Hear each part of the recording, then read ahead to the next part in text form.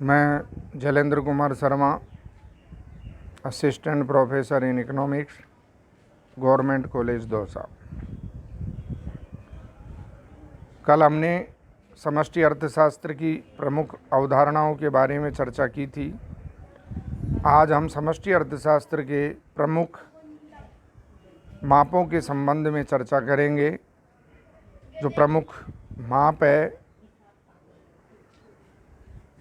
वो कैसे मापे जाते हैं, उनका क्या अर्थ है, इसके बारे में हम विचार करेंगे।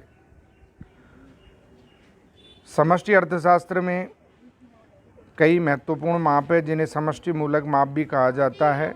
उसमें पहला है मुद्रास्फीति की दर, रेट ऑफ इन्फ्लेशन। मुद्रास्फीति का अभिप्राय तात्पर्य सामान्य कीमत स्तर में होने वाली निरंतर व उल्लेखनीय वृद्धि से है। किसी भी अर्थव्यवस्था में सामान्य कीमत स्तर में जो लगातार और उल्लेखनीय वृद्धि होती है उसको हम मुद्रास्फीति या रेट ऑफ इन्फ्लेशन कहते हैं। मुद्रास्फीति की दर को ज्ञात करने के लिए हमें सामान्य कीमत स्तर में होने वाली वृद्धि की दर ज्ञात करनी पड़ती है।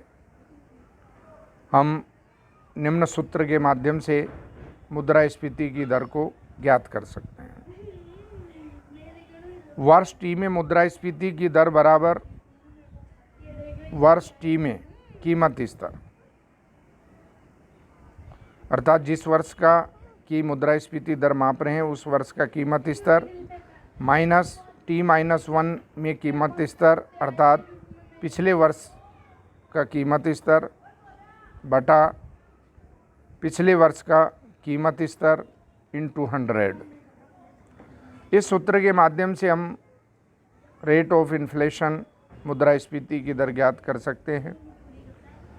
जैसे उदाहरण के लिए मान लीजिए कि वर्तमान वर्ष में कीमत स्तर का सूचकांक 220 है और पिछले वर्ष का कीमत सूचकांक 200 है, तो मुद्रास्फीति की वार्षिक दर 10% होगी।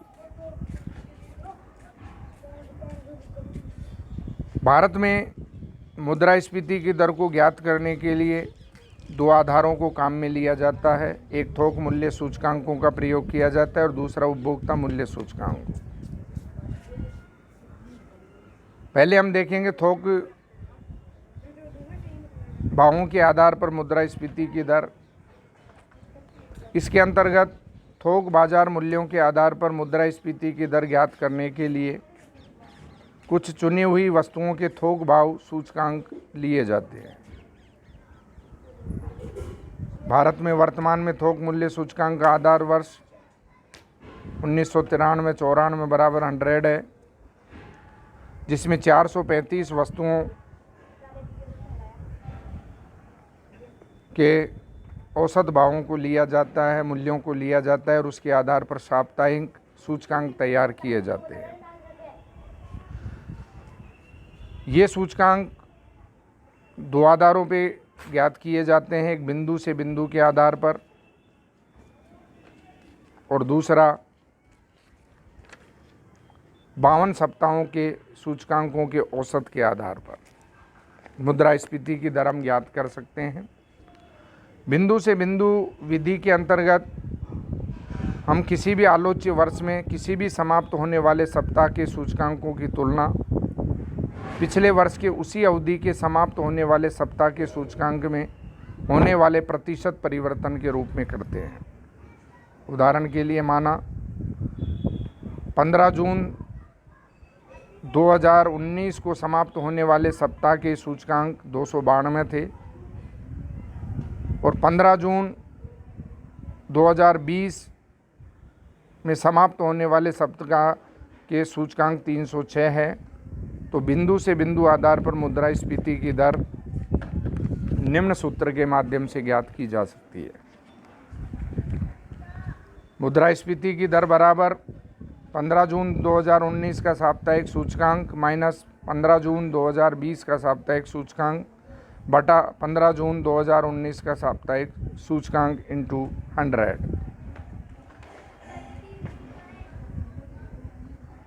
दूसरा है 52 सप्ताह के सूचकांकों के औसत के आधार पर मुद्रास्फीति की दर ज्ञात करना।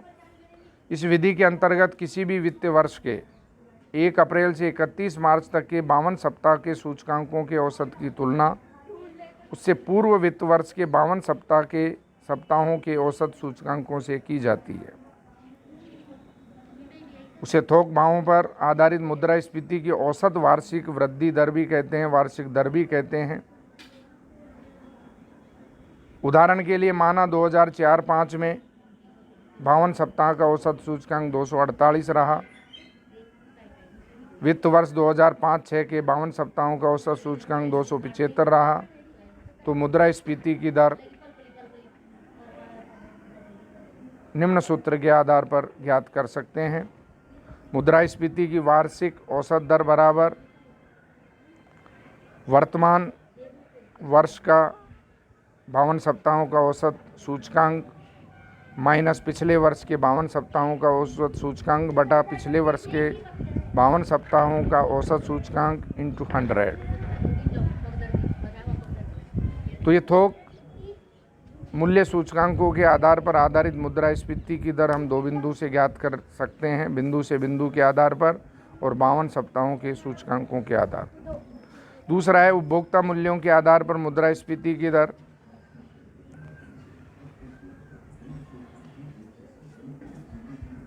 इसमें उपभोक्ता मूल्य सूचकांक को उपयोग में लिया जाता है। उपभोक्ता वस्तुएं जो है वो चुनी हुई उनका औसत सामान्य कीमत स्तर के आधार पर इसकी गणना की जाती है।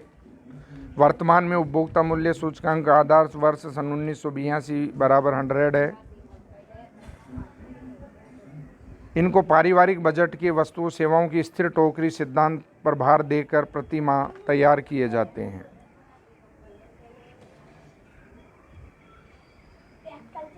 ये भी दोनों 2 प्रकार की विधियों से ज्ञात किए जाते हैं, बिंदु से बिंदु के आधार पर और औसत वार्षिक दर।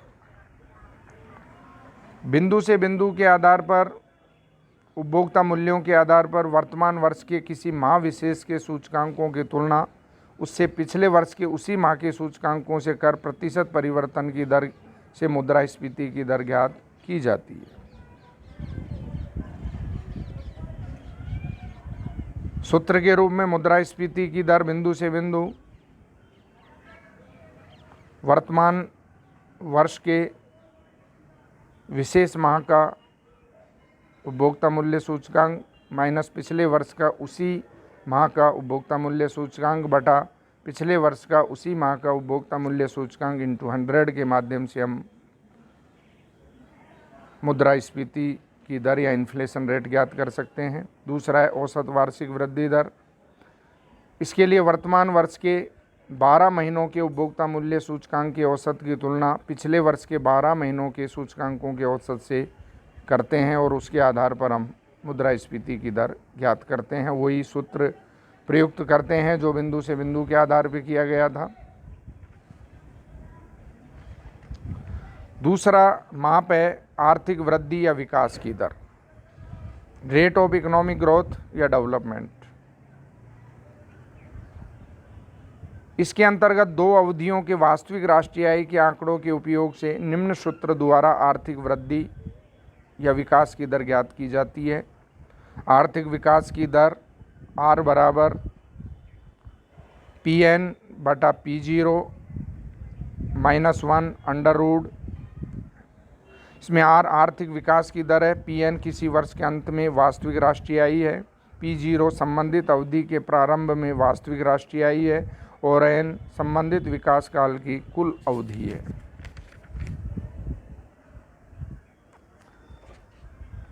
उदाहरण के लिए माना किसी देश की वास्तविक राष्ट्रीय आय 1960 में 500 अरब रुपये थी।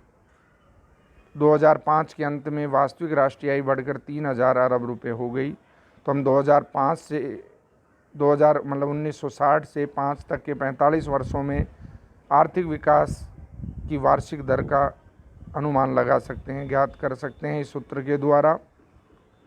तीसरी माप है बेरोजगारी की दर।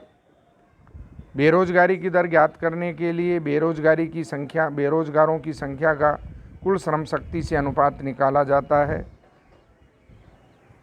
इसलिए इसका ये सूत्र निकल कर आता है, बेरोजगारी की दर बराबर बेरोजगार व्यक्तियों की संख्या बटा कुल श्रम शक्ति की संख्या इंटू 100। इसके माध्यम से हम बेरोजगारी की दर निकाल सकते हैं, रेट ऑफ अनएम्प्लॉयमेंट। चौथा माप है श्रम शक्ति की भागीदारी दर, रेट ऑफ लेबर पार्टिसिपेशन। किसी भी देश में श्रम शक्ति की भागीदारी की दर ज्ञात करने के लिए श्रम शक्ति का देश की प्रौढ़ जनसंख्या के अनुपात से गणना की जाती है। उदाहरण के लिए माना देश में प्रौढ़ संख्या 50 करोड़ है और श्रम शक्ति केवल 45 करोड़ है, तो श्रम शक्ति की भागीदारी की दर निम्न सूत्र से ज्ञात कर सकते हैं। श्रम शक्ति की भागीदारी दर बराबर कुल श्रम शक्ति बटा कुल प्रौढ़ जनसंख्या इंटू 100।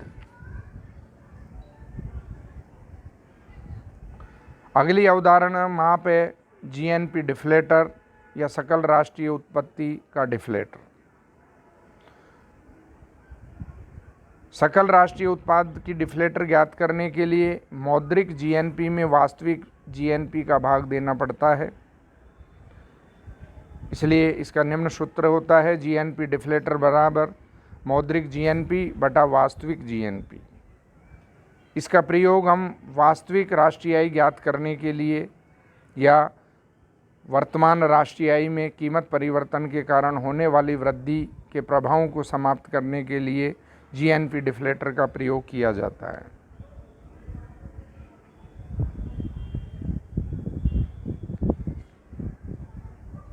अगर हम इसे सूचकांक के रूप में लिखेंगे तो ये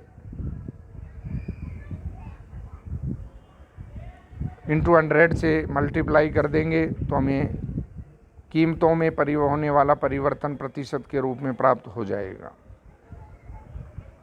जिस प्रकार जीएनपी का डिफ्लेटर निकाला जा सकता है, उसी प्रकार एनएनपी का, राष्ट्रीय आय का, इनका भी डिफ्लेटर निकाला जा सकता है। उदाहरण के लिए जैसे मान लीजिए किसी देश में 2012-13 में प्रचलित मूल्यों पर सकल राष्ट्रीय उत्पाद 8,39,504 करोड़ रुपए था। 2004-05 के मूल्यों पर 12-13 में वास्तविक राष्ट्रीय उत्पाद 2,45,603 करोड़ रुपए थी, तो जीएनपी डिफ्लेटर 3.41 होगा। मौद्रिक जीएनपी डिफ्लेटर बराबर मौद्रिक जीएनपी अर्थात प्रचलित मूल्यों पर राष्ट्रीय आय 8,39,504 बटा वास्तविक जीएनपी अर्थात आधार वर्ष के मूल्यों के आधार पर जीएनपी जो 2,45,603 है, ये 3.41 आती है। अगर इसको हम 100 से 100 से मल्टीप्लाई कर देंगे तो हमें कीमत सूचकांक मिल जाएगा जो 341 होगा। अब हम कल आई के चक्राकार प्रवाह या आई प्रवाह को घटाने बढ़ाने वाले तत्वों के बारे में विचार करेंगे। धन्यवाद।